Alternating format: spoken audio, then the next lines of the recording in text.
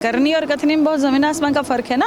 कोई भी लोग अब उनके साथ इसीलिए नहीं है क्योंकि जो उन्होंने कहा था कि हम आरक्षण दिलाएंगे वो अभी तक समाज अगोर रहा है कि धोखा उनको भी मिल रहा है भारतीय जनता पार्टी की तरफ से और वे भी अच्छी तरह से समझ रहे हैं। समाजवादी पार्टी की बोर्ड लीडर काजल निषाद हमारे साथ है। हम 10 सीटों पे चुनाव होने वाले हैं। लोकसभा चुनाव में ऐतिहासिक बढ़त जो है वो देखी गई समाजवादी पार्टी की। किस तरीके से इन 10 उपचुनावों पे सीटों पे क्या मंथन रहने वाला है, आज बैठक हुई है और क्या रणनीति बनी?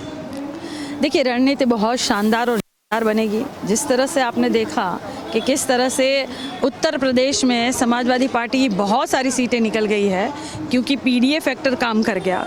और पीडीए फैक्टर काम क्यों नहीं करेगा? हर लड़ाई तो पीडीए लड़ ही रहा है। अगर आप देखोगे बेरोज़गारी है और महंगाई चरम सीमा पर है, या लोकतंत्र को बचाने की बात हो या संविधान को बचाने की बात हो, तो ये सारी चीज़ें मैटर करती है। और इस बार भी अगर आप देखेंगे उपचुनाव में पूरी से पूरी तरह से समाजवादी पार्टी की सीट निकलने वाली है। आपके बयानों से कभी कभी संजय निषाद आहत हो जाते हैं। जिस तरीके से आप बयान देती हैं कि जो समाज है, मछुआ समाज है, उसको लेकर वो कुछ नहीं कर रहे हैं, लेकिन सारी चीज़ें उनकी इर्द गिर्द ही घूमती रहती है।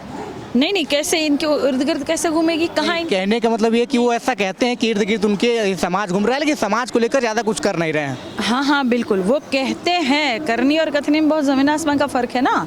संत कबीर नगर का चुनाव अगर आपने देखा ही है अच्छी तरह से, तो कहने में और करने में ज़मीन आसमान का फ़र्क है। निषाद समाज के कोई भी लोग अब उनके साथ इसीलिए नहीं है क्योंकि जो उन्होंने कहा था कि हम आरक्षण दिलाएंगे वो अभी तक समाज अगोर रहा है। अभी तक वो आरक्षण वो दिला नहीं पाए हैं। हालांकि धोखा उनको भी मिल रहा है भारतीय जनता पार्टी की तरफ से और वे भी अच्छी तरह से समझ रहे हैं।